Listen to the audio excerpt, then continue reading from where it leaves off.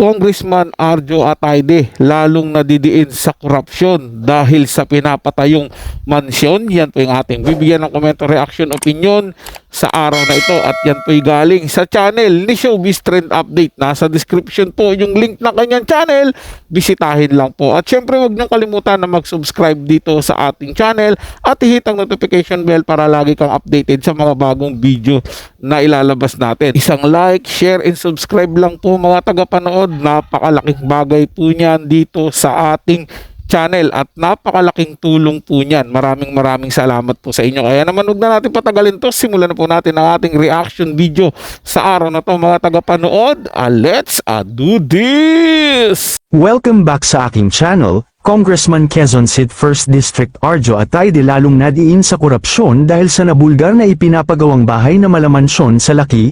Panuurin at pakinggan ang buong detalye.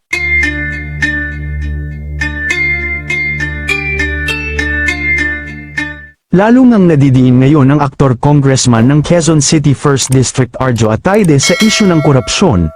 Dahil hindi pa nga tapos ang isyu niya ngayon patungkol sa flood control issue kung saan ay nasasangkot ang kanyang pangalan, ay heto't may malaking isyu na naman siya na kinakaharap dahil sa kanyang bahay na pinapagawa.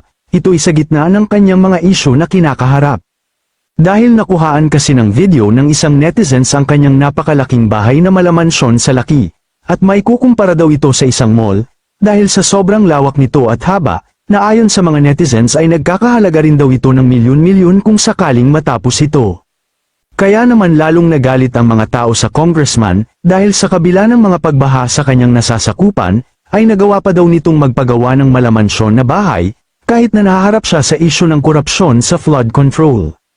Napapatanong din daw ang ilan, kung saan siya nakakuha ng malaking pera para magpagawa ng ganitong kalaking bahay na milyones ang halaga, samantalang hindi naman ganun kalaki ang sahod ng congressman, at hindi pa naman siya ganun katagal sa serbisyo. Imposible rin daw sa pag-aartista niya ito, dahil hindi naman naging patok ang kanyang naging karakter noon sa mga palabas, at hindi rin siya naging bida, kaya naman saan daw ba nakakuha ng ganitong kalaking pera si Arjo para makapagpagawa ng malamansyon na bahay. Pero ayon naman sa ilang netizens ay baka sa negosyo ito, dahil may mga negosyo naman ang congressman, at baka din daw hati sila ni Maine sa pagpapagawa ng bahay, dahil alam naman ng lahat na matagal nang mayaman si Maine kahit hindi pa ito artista. Samantala, ayon naman sa mga ulat, ay agad daw ipinatigil ni Arjo ang pagpapagawa ng kanyang mansyon, matapos masangkot sa katiwalian. Makikita rin naman daw ito sa video na wala ni isang gumagawa ng kanyang mansyon. Kayo mga ka-showbiz, anong masasabi nyo sa ating showbiz topic ngayon? Ako mga tagapanood, sobrang galit din po talaga ako sa mga politikong korap. Kaya nga lang, sa pagkakataong ito, siyempre, ang hirap naman pong magalit ka sa isang tao na hindi ko naman sigurado na korap talaga. Unang-una, bago lang siya sa politika.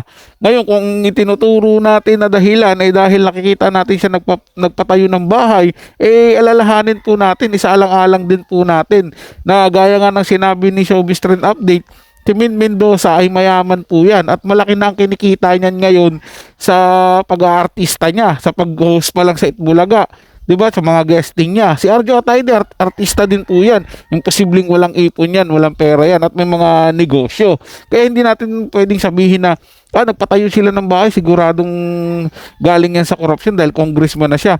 Po ba mga tagapanood? At naniniwala naman ako mga tagapanood sa sinasabi nating mga ebidensya. Lalabas at lalabas din ng mga ebidensya, mga patunay na talagang kung kurap ba talaga itong politiko si Arjo Atayde at yung ginamit niyang panggastos diyan sa paggawa niya ng mansyon ay galing sa pagiging congressman niya. Siyempre dahil mainit po ang talakayan ngayon about diyan sa flood control issue na corruption na yan, naniniwala po ako na may lalabas at lalabas din po yan at magtuturo talaga sa kanya na isa ka sa mga korap na congressman na dito sangkot sa flood control issue. Kung totoo man na sangkot siya, mga tagapanood kaya naman sana tayong mga botante, kayong mga kapwa ko botante, mag-isip-isip na kayo.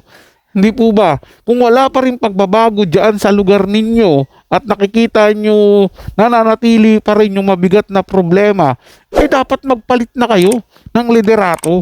Huwag nyo nang iboto kung sino yung matagal lang namumuno dyan sa lugar ninyo. Palitan nyo na dahil wala naman silang ginawang tama. 'Di ba?